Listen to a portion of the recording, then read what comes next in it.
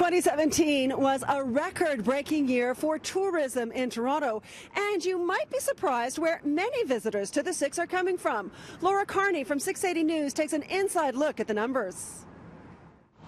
People want to be here, and there's, coming here in increasing numbers from around the world, and that's really good for our economy and really good for our city reputation. 43.7 million tourists spent nearly $9 billion in Toronto last year, a 9% increase from 2016.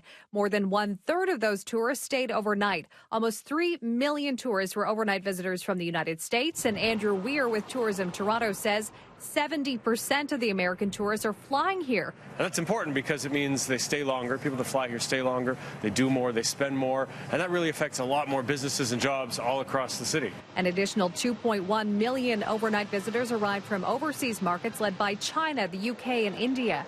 And the biggest one-year increase goes to visitors from Mexico, with a 72% jump from 2016.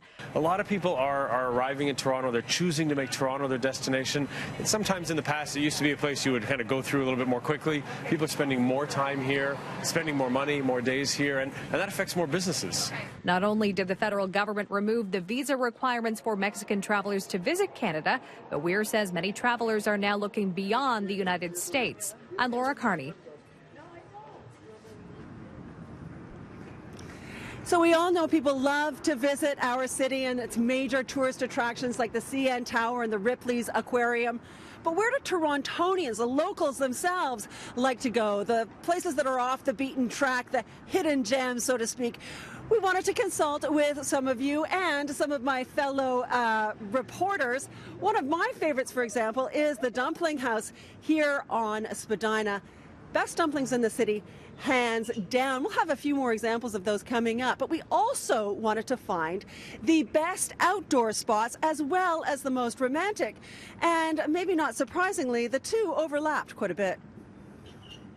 My fave outdoor spot is the beach. I mean, we have the most spectacular beach along Lake Ontario, and it's actually considered one of the best beaches in the world. It's really wonderful.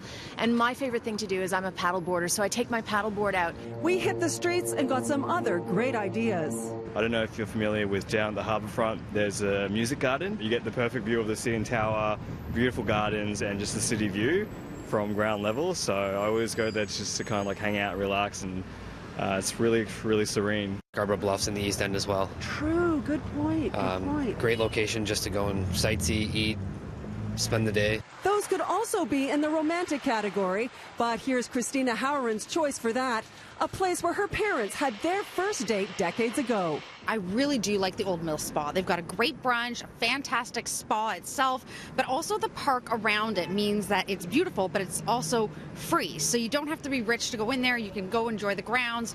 And on the other side of town, Chester Hill Lookout is the most romantic spot in the city because you can see the whole skyline from there. You can see really pretty sunsets, and you can see evergreen brickworks and the woods. And it's great. Around Riverdale Farm and the Necropolis, and then as you walk a little bit farther, you can sort of overlook, I guess it would be the DVP. Yes.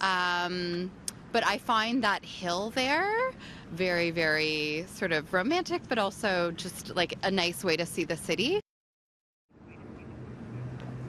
So coming up, we take you to some of Toronto's lesser known but excellent music, art, and food venues.